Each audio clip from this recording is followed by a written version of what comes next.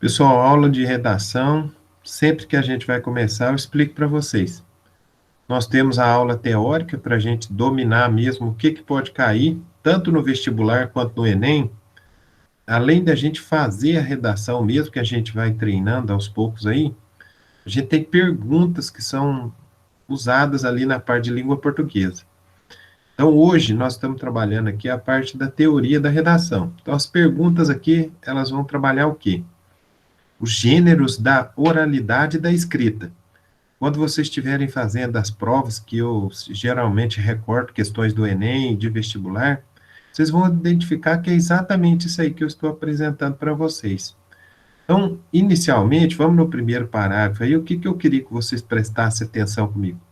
Vamos destacar a palavra-chave aí, gente.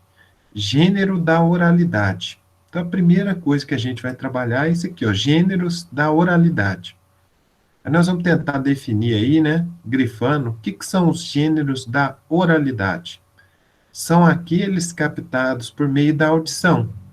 Normalmente, as questões do Enem, do vestibular, trazem textos típicos, como conto popular, até a literatura de cordel mesmo, que demonstra que é um gênero da oralidade, é uma poesia produzida para ser falada, para ser cantada, e não para ficar ali escrita no cordel, certo? Seguindo aí, pessoal, destaquem comigo também o seguinte: exigem mais da memória, tendem à espontaneidade e costumam permitir a intervenção imediata do interlocutor. Então, se a questão perguntar a respeito das características do gênero da oralidade, nós temos aqui 3 características dos gêneros da oralidade. Primeira característica, exigem muito mais da memória. Por quê? Porque são tradições orais, tem que decorar. E hoje em dia a gente sabe, nós temos muitas formas de registro de informação. Então acaba que a nossa memória está ficando cada vez mais destreinada, né? Segunda característica interessante aí é a espontaneidade. Então esses textos, eles surgem do cotidiano, do espontâneo do cotidiano. Pega uma literatura de cordel. Todas as histórias, elas surgem do cotidiano, da maneira como as pessoas se relacionam, conversam, né, o dia a dia das pessoas. E a terceira característica é que costumam permitir a intervenção imediata do interlocutor. Por quê? O interlocutor se identifica naquela história, e outra coisa, normalmente os gêneros da oralidade, eles são baseados no diálogo. É como se fosse uma peça teatral popular. Então as pessoas participam. A literatura de cordel é desse jeito. É um conto, uma narrativa sempre baseada no diálogo, de maneira que qualquer pessoa que saiba rimar consegue se relacionar. Então, nós temos vários exemplos aí.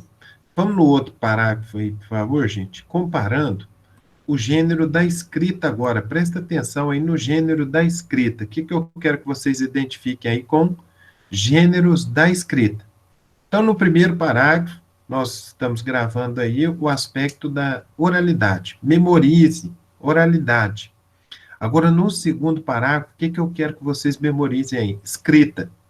E muito cuidado. Questão do Enem, questão do vestibular. As questões mais fáceis cobram separadamente esses dois gêneros.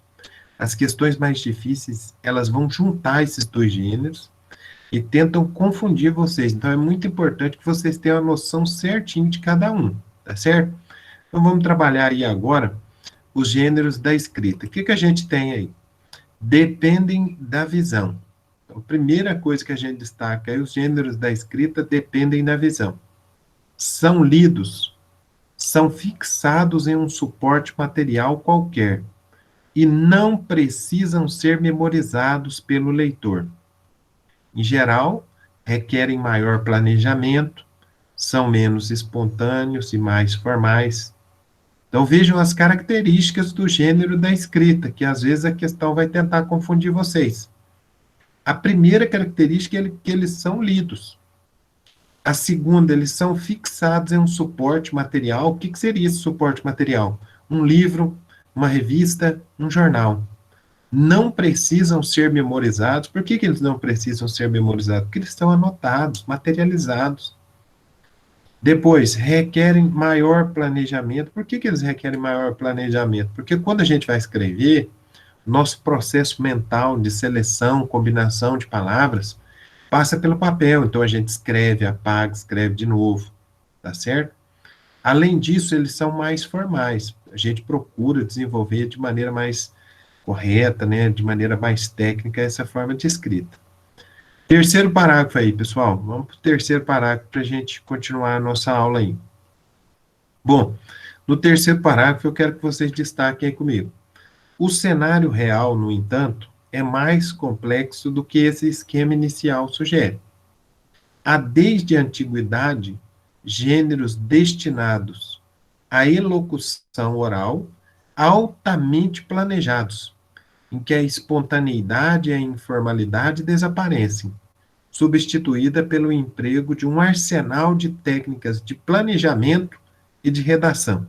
Então, até aqui, a primeira coisa que eu quero que vocês observem é o seguinte: quando no primeiro parágrafo a gente fala das características dos gêneros da oralidade, no segundo parágrafo a gente fala das características do gênero da escrita, nesse terceiro parágrafo eu quero que vocês entendam. Aqui nós estamos falando de maneira didática. O que quer dizer isso? Nós estamos falando aqui para estudar o tema, porque na realidade, pessoal, é bem mais complexa. Então, se vocês pegarem, por exemplo, as obras mais famosas da história da humanidade, na Grécia Antiga, no Egito Antigo, na Roma Antiga, muitos desses textos, e aqui eu vou citar, por exemplo, a Grécia Antiga.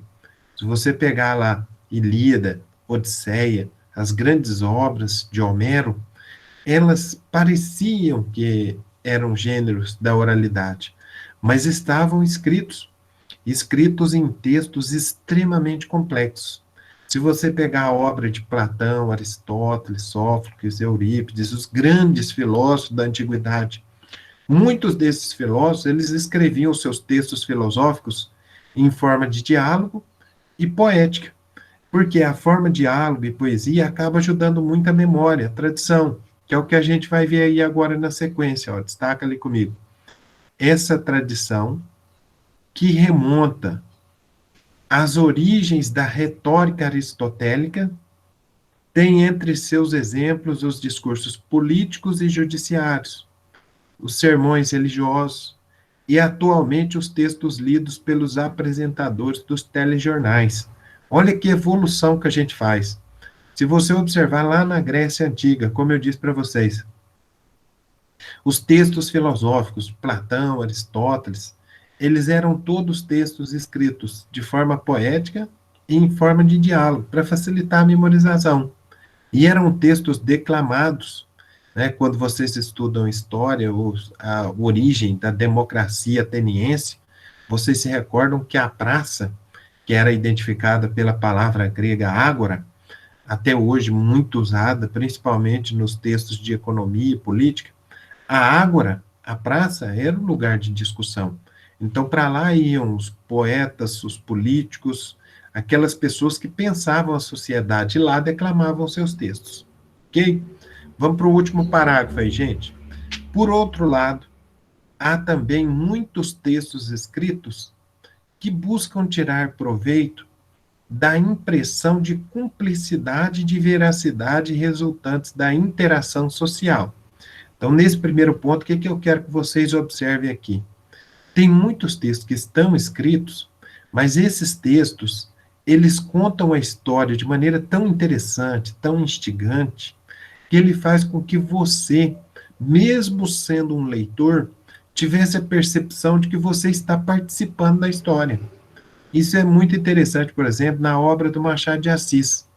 Muitos textos do Machado de Assis, né, nos romances, nos contos, nas crônicas que ele escreveu, inúmeras vezes ele faz referência ao leitor, especialmente na expressão você, meu caro leitor, que se debruça sobre essas páginas nesse momento, ele tenta provocar nossa participação na leitura e na produção de sentido do texto, ok? Seguindo aí, pessoal, destaque. Para tanto, nesses gêneros são adotados diversos procedimentos para simular, com o emprego dos recursos da escrita, as marcas da conversação, produzindo um efeito de coloquialidade, que foi o que eu falei para vocês.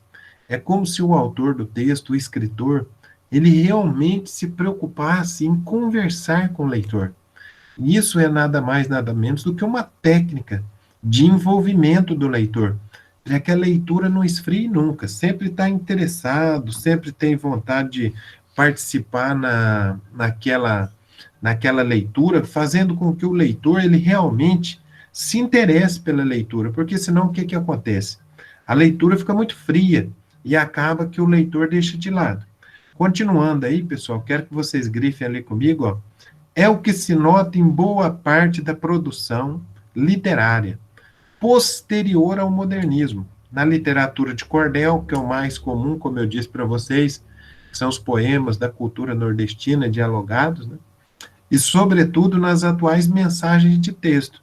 Então, nas redes sociais. Então, aqui o vestibular, o Enem, vai cobrar as redes sociais, mostrando imagens de mensagens, em que muitas vezes a conexão entre os interlocutores é imediata, valorizando a interatividade, tá certo? Então, nessa aula aqui, nós estamos estudando, só para sintetizar, as características do gênero da oralidade e as características do gênero da escrita. Lembrando que quando a gente estuda essas características, a gente estuda elas separadas para você entender quais são as características dos gêneros textuais da oralidade, quais são as características dos gêneros textuais da escrita, mas muitas vezes a questão, seja do Enem, de vestibular, vai cobrar as duas para ver se você consegue identificar quando a matéria está ali misturada nos dois, ok?